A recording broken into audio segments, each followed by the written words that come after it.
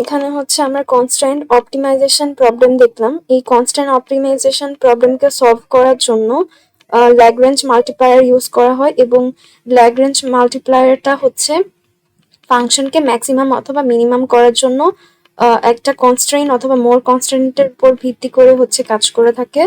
এবং এখানে ফাংশনটা হচ্ছে একটা ফাংশনটা ইউজ করা হয় অপটিমাইজ করার জন্য, এবং এটা হচ্ছে জি অফ এক্স, যেটা এফ অফ এক্স হচ্ছে ফাংশন টু অপটিমাইজ করার জন্য ফাংশন, আর জি অফ এক্স হচ্ছে g of x equal to 0, এটা হচ্ছে একটা কনস্ট্রেইন। এবং ল্যাগ্রেঞ্জ ফাংশনে কি করা হয়, ফাংশনের সাথে এই কনস্ট্যান্টটাকে যোগ করা হয়, কিন্তু তার আগে ল্যামডাকে গুণ করে নেওয়া হয়। এখানে ল্যামডা হচ্ছে ল্যাগ্রেঞ্জ মাল্টিপ্লায়ার, আর এল এক্স ওয়াই থেকে ল্যামডা পর্যন্ত হচ্ছে নর্মালি সবগুলো এক্স ওয়াই, ল্যামডা পর্যন্ত না ফাংশন আর জি অফ এক্স, কিন্তু ল্যাগ্রেঞ্জটা হচ্ছে ল্যামডা পর্যন্ত চলবে, আর ল্যামডাটা হচ্ছে ল্যাগ্রেঞ্জ মাল্টিপ্লায়ার।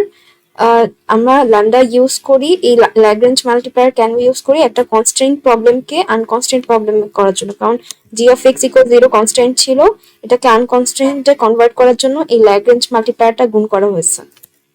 আর অপটিমাইজেশন প্রবলেমটাকে সলভ করার জন্য ল্যাগ্রেঞ্জ এখানে এফ এর আগে একটা ন্যাবলা আনা হচ্ছে, আবার জি এর আগে একটা ন্যাবলা আনা হচ্ছে, তার মানে ডেরিভেটিভ করতে হবে।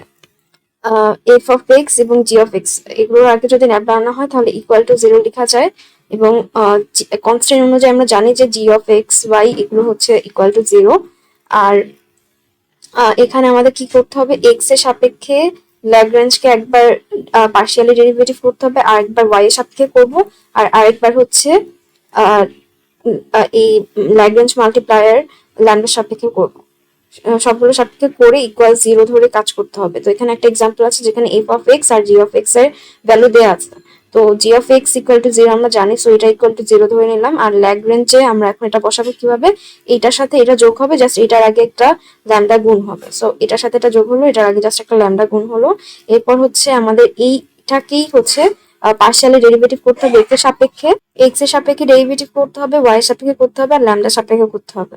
সো আমরা যদি এটাকে এক্স এর সাপেক্ষে করি তাহলে এখানে 2x হয়ে যাবে, আর এখানে হচ্ছে কোনো এক্স থাকবে না, শুধুমাত্র মানে শুধুমাত্র এক্স এর টার্মগুলো ডেরিভেটিভ হয়, বাকিগুলো কনস্ট্যান্ট হিসেবে বাদ চলে যাবে। সো ওয়াই স্কোয়ার বাদ, ওয়াই মাইনাস ওয়ানও বাদ, সো এখানে ল্যামডা এক্স থাকে আর এক্স স্কোয়ার থাকে।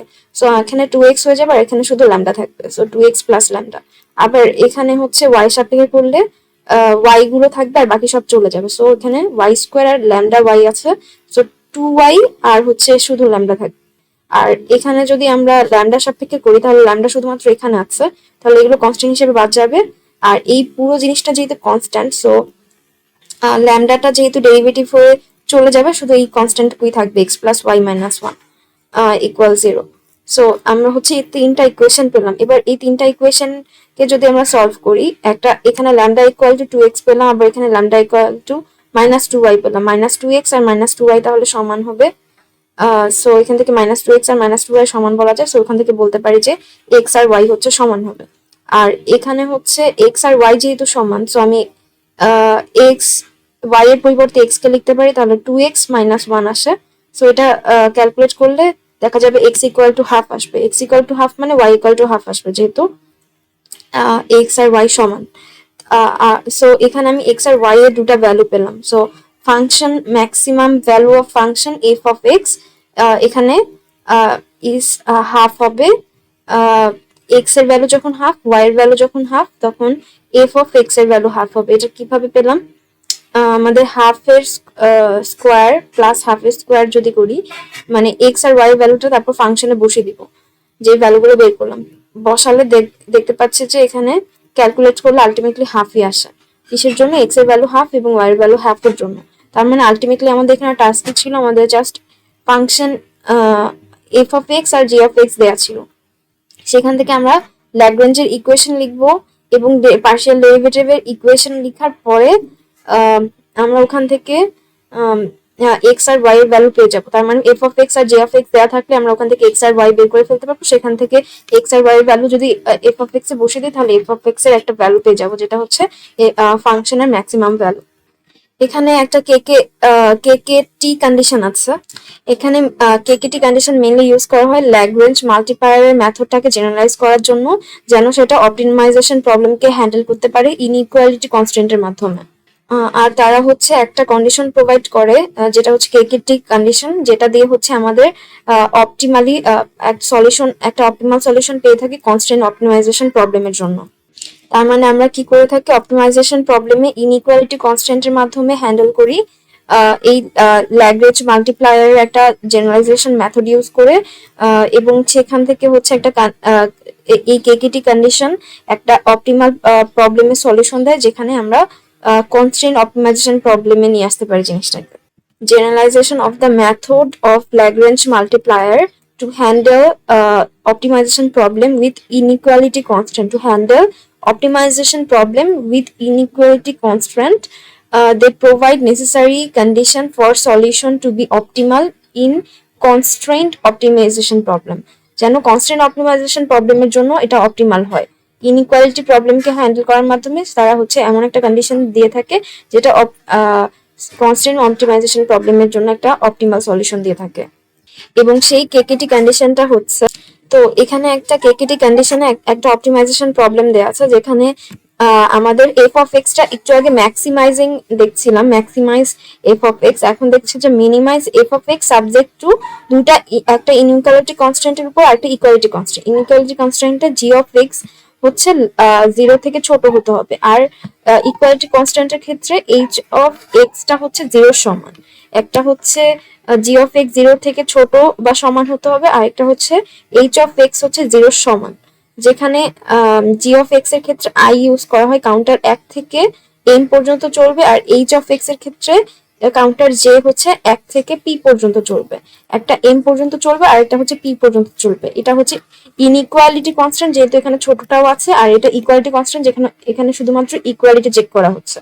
এতক্ষণ আমরা ল্যাগ্রেঞ্জ মাল্টিপ্লায়ার হিসেবে শুধু ল্যামডা দেখছিলাম, এখন নিও থাকবে, যেহেতু এখানে ইনইকুয়ালিটি কনস্ট্যান্টের সাথে একটা ইকুয়ালিটি কনস্ট্যান্ট আছে। ইনইকুয়ালিটি কনস্ট্যান্ট হচ্ছে ল্যামডা আই কে ইউজ করবে, আর ইকুয়ালিটি কনস্ট্যান্ট হচ্ছে মিউকে ইউজ করবে ল্যাগ্রেঞ্জ মাল্টিপ্লায়ার হিসেবে। সো আগে হচ্ছে আমাদের এফ অফ এক্স এর সাথে যোগ হচ্ছিল শুধুমাত্র জি অফ এক্স, এখন হচ্ছে এইচ অফ এক্সটাও যোগ হবে, এবং সাথে জি অফ এক্স এর সাথে ল্যামডা গুণ থাকবে এবং এইচ অফ এক্স এর সাথে মিন গুণ থাকবে। এবং এখানে হচ্ছে যে যেহেতু আমরা জানি যে এখানে ডেরিভেটিভ করলে 0 এসে পড়ে, এখানে ন্যাবলা চলে আসলে তখন হচ্ছে ইকুয়াল টু 0 লেখা যায়। তো এখানেও হচ্ছে ডেরিভেটিভ বা ন্যাবলা ইউজ করা হচ্ছে, তাই পুরোটা ইকুয়াল টু 0 আসছে। আর এখানে হচ্ছে 1 থেকে এম পর্যন্ত প্রথমটা, আর পরেরটা হচ্ছে 1 থেকে পি পর্যন্ত, এই জন্য এখানে সামেশন ইউজ হচ্ছে। সো এখানে গ্রেডিয়েন্ট করা হচ্ছে কিসের সাপেক্ষে, উইথ রেসপেক্ট টু এক্স, তাই হচ্ছে এটা মাস্ট বি 0 হবে। এখানে গ্রেডিয়েন্ট বা ন্যাবলা অথবা ডেরিভেটিভ করা হচ্ছে উইথ রেসপেক্ট টু এক্স, যেটা হচ্ছে তাই ইকুয়াল টু এটা অবশ্যই মাস্ট বি 0 হবে। এটা হচ্ছে স্টেশনারি পার্ট। এরপর হচ্ছে প্রাইমাল ফিজিবিলিটি। এটার থেকে যে সলিউশন পাবো প্রত্যেকটাতে হচ্ছে এক্স স্টার ইউজ করা হচ্ছে, F of x star, G of x star, H of x star. তো এই সলিউশন এক্স স্টারটা মাস্ট স্যাটিসফাই করবে একটা কনস্ট্যান্টকে, এবং কনস্ট্যান্ট গুলো কি, যেটা আমরা ফার্স্ট দেখে আসলাম যে আমাদের জি অফ এক্সটা হচ্ছে 0 থেকে ছোট বা সমান হবে, আর এইচ অফ এক্সটা একদম ইকুয়াল টু 0 হবে, যেটা আমাদের ইকুয়ালিটি আর ইনইকুয়ালিটি কনস্ট্যান্ট আর কি। তো এখানে এটা হচ্ছে আমাদের প্রাইমাল ফিজিবিলিটি। স্টেশনারি এটা হচ্ছে আমাদের প্রাইমাল ফিজিবিলিটি মেনে চলবে বা কনস্ট্যান্ট গুলোকে স্যাটিসফাই করবে এই সলিউশন এক্সটারটা। The Lagrange multiplier for the inequality constraint must be non negative. এখানে আমাদের নন নেগেটিভ হতে হবে ল্যাগ্রেঞ্জের মাল্টিপ্লায়ারটাকে। ইনইকুয়ালিটি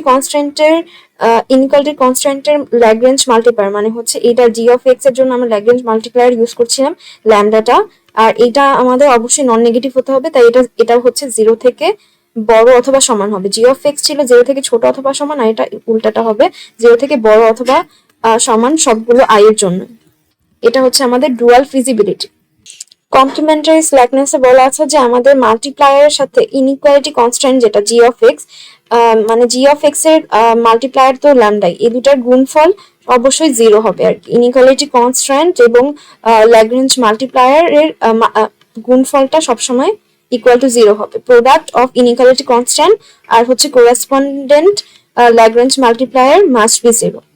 এটা হচ্ছে কমপ্লিমেন্টারি স্ল্যাকনেস, এটা ফর অল আই এর জন্য। তাহলে ডুয়াল ফিজিবিলিটিতে বলা আছে যে আমাদের ল্যাগ্রেঞ্জ মাল্টিপ্লায়ারটা 0 থেকে বড় অথবা সমান বা নন নেগেটিভ হতে হবে সব আই এর জন্য। আর কমপ্লিমেন্টারি স্ল্যাকনেসে বলা হচ্ছে প্রোডাক্ট কনস্ট্যান্টের সাথে ইনইকুয়ালিটি কনস্ট্যান্টের সাথে কোরেসপন্ডিং মাল্টিপ্লায়ারটা প্রোডাক্ট সবসময় 0 সমান হবে।